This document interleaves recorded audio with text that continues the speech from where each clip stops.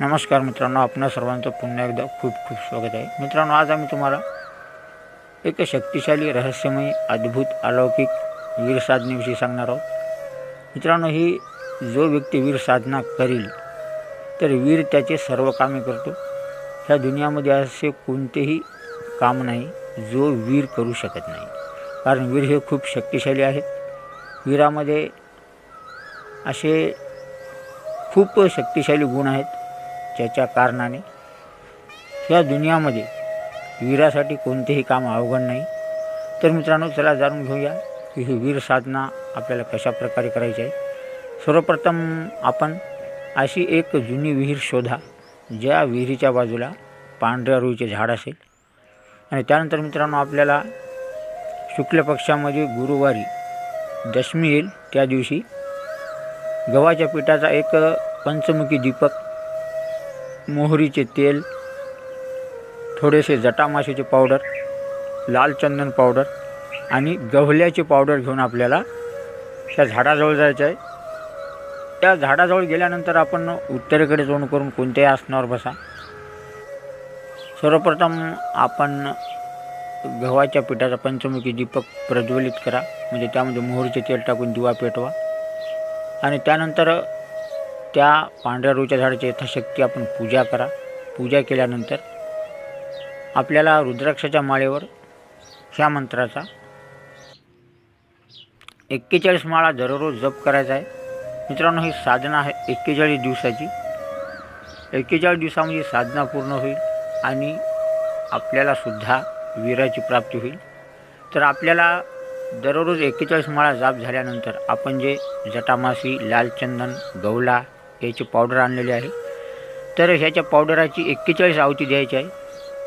आपण प्रत्येक मंत्र म्हणजेच एक माळ मंत्र जाप झाल्यानंतर गौरीच्या विस्तवावर एक वेळा याची आहुती द्या, किंवा 41 माळा जाप पूर्ण झाल्यानंतर 41 वेळा लगातार आहुती द्या.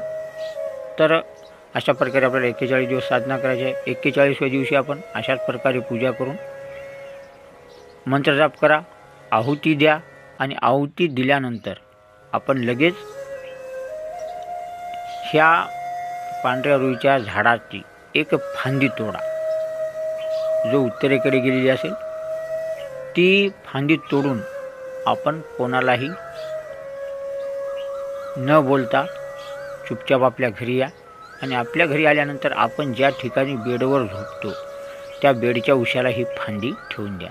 तर मित्रांनो, ज्या वेळेस तुम्ही ह्या बेडवर झोपशाल, ज्यावेळेस तुम्ही या बेडवर आराम कराल, झोपाल रात्रीच्या वेळी, तर त्यावेळी आपल्याला एक अलग प्रकारचा आवाज येईल, जो घुरण्याचा असेल.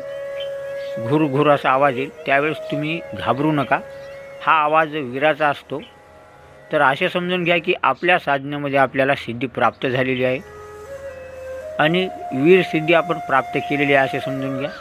तर मित्रांनो, ह्यानंतर आपण ज्या वेळी आपल्याला वीराला बोलवायचे असेल, वीराकडून काम करून घ्यायचे असेल, तर त्यावेळी आपण ही फांदी हातामध्ये घ्या आणि हातामध्ये घेऊन हा मंत्र जाप करा.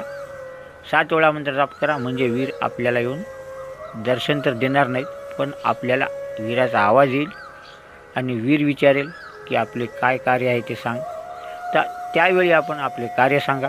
म्हणजे या दुनियामधले कोणतेही अवघडात अवघड कार्य, कठीण कार्य, जे आपल्याला असे वाटेल की कधीही पूर्ण होणार नाही, ते सुद्धा आपले कार्य वीर करतील.